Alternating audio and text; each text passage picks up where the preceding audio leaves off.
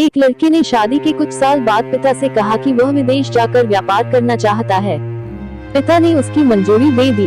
युवक अपने माँ बाप और गर्भवती पत्नी को छोड़कर व्यापार करने विदेश चला गया।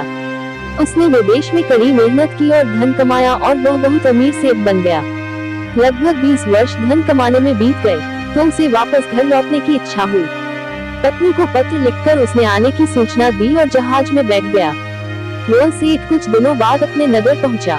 गांव के एक चौराहे पर ही उसने देखा कि एक व्यक्ति एक बोर्ड के साथ खड़ा था।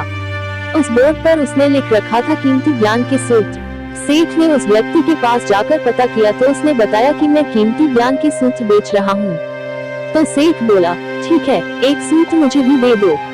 वह आदमी बोला, मेरे हर ज्ञान सूत्र की कीमत 1000 रुपए है। सेठ को यह सौदा महंगा तो लगा, लेकिन उसने एक ज्ञान सूत्र खरीद लिया। उस व्यक्ति ने सेठ को ज्ञान का सूत्र दिया, कोई भी कार्य करने से पहले 2 मिनट रुक कर सोच लेना। सेठ ने वो सूत्र अपनी डायरी में लिख लिया। सेठ को अपने घर पहुंचते पहुंचते रात हो गई। सेठ ने सोचा, इतने सालों बाद लौटा हूँ तो क्यों ना सीधी पत्नी के पास पहुंचकर उसे सरप्राइज दूं।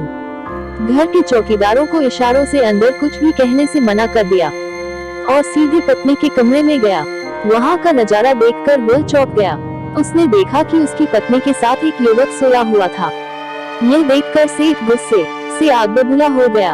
वो सोचने लगा कि मैं परदेश में उसकी चिंता करता रहा और यह यहाँ अन्य पुरुष के साथ सो रही है। आज मैं इन दोनों को जिंदा नहीं छोड़ूंगा। वह गुस्से से अपनी तलवार निकालकर दोनों पर वार करने ही जा रहा था। इतने में उसे 1000 रुपए के बदले जो ज्ञान सूत्र खरीदा था उसकी याद गई कि कुछ भी कार्य करने से पहले 2 मिनट सोच ले। वह 2 मिनट सोचने के लिए रुका। उसने तलवार वापस पीछे हटाई, लेकिन वो किसी बर्तन से टकरा गई। बर्तन के गिरने की आवाज से पत्नी की नींद खुल गई। आँख खोलते ही उसने अपने सामने अपने पति को देखा तो वह बहुत खुश हो गई और बोली, आपके बिना जीवन सुना सुना था। इंतजार में इतने वर्ष कैसे निकले यह मैं ही जानती हूँ। पत्नी ने इतना बोलकर पास सोए हुए युवक को उठाते हुए बोली, बेटा उठ जा, तेरे पिताजी आए हैं। युवक उठकर जैसे ही पिता को प्रणाम करने झुका तो माथे की पगड़ी सेठ के पैरों में गिर गई। उसके लंबे लंबे बाल बिखर गए। सेठ की पत्नी ने कहा, यह आपकी बेटी है, इसके सम्मान को कोई आंच न आए, इसलिए मैंने इसे बचपन से ही पुत्र के समान पालन पोषण और संस्कार दिए हैं। यह सुनकर सेठ की आंखों से आंसू की धारा बह निकली। उसने पत्नी और बेटी को गले लगा लिया और सोचने लगा, यदि आज मैंने उस ज्ञान सूत्र पर अमल नहीं किया होता तो आवेश में आकर कितना अनर्थ हो जाता। मेरे हाथों से मेरा ही निर्दोष परिवार खत्म हो जाता। दोस्तों, इस कहानी से यही शिक्षा मिलती है कि जल्दबाजी में आकर कोई निर्णय न लेवे, क्योंकि जब हम आवेश में होते हैं तो हमें अच्छे बुरे का ख्याल नहीं रहता है। इसलिए गुस्सा होने की स्थिति में कोई भी निर्णय न लें।